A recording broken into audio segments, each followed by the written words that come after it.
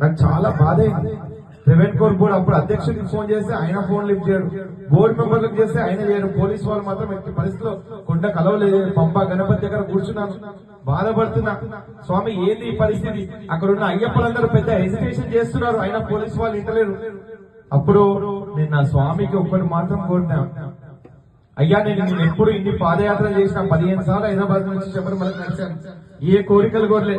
మొదటిసారి పాదయాత్ర పోతే మాత్రం ఎవరు అన్నారు, మీరు పాదయాత్ర పోతున్నా అంటే అవును పాదయాత్ర నడుస్తుంటే మీరు ఏం కోరిక కోరినంటే ఏమైనా కోరిక కోరితేనే అవును స్వామి పెద్ద కోరికలు ఉంటేనే మీరు పాదయాత్ర కావాలంటే 1999లో నేను చెప్పేది పాదయాత్ర కోరాలన్నా అంటే సరే నడుచుకుంటే ఒక కోరిక కోరిన స్వామిని ఫస్ట్ టైం ఏమనుకున్నా అంటే ఈ సన్నిధానం నుంచి చాలా మంది జ్యోతి చూస్తారు, పెద్ద పెద్ద విఐపీలు చూస్తారు.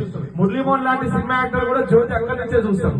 అయితే నేను అప్పట్లో జ్యోతి చూసేవాడిని, చూసినప్పుడు అబ్బా వీళ్ళు ఎంత అదృష్టవంతులు మురళీమోహన్. నేను ఆ రోజు నేను అయ్యప్పకు ఒకటే కోరుకున్నా, స్వామి అయ్యప్ప నాకు కూడా మురళీమోహన్ ఎట్లయితే చూస్తున్నారో ఈ పాదయాత్ర అయినాక నాకు కూడా అలాంటి అక్కడి నుంచి సన్నిధానం నుంచి జ్యోతి చూసే భాగ్యం ఈ స్వామి అని మొక్కిన.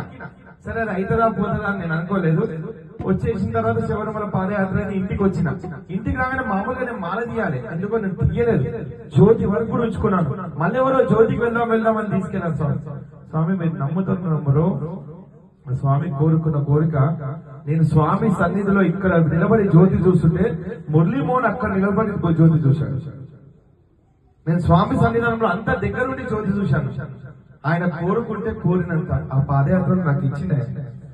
ఎందుకంటే ఒక సామాన్య వ్యక్తి ఏ ఇన్ఫ్లుయెన్స్ లేకుండా అక్కడ జ్యోతి చూడడం, సన్నిధానంలో కూర్చొని నిలబడి మరీ చూసినట్ట, సన్నిధానం అక్కడ కమిషనర్ తో పక్కన నిలబడి మరీ నేను చూశాను.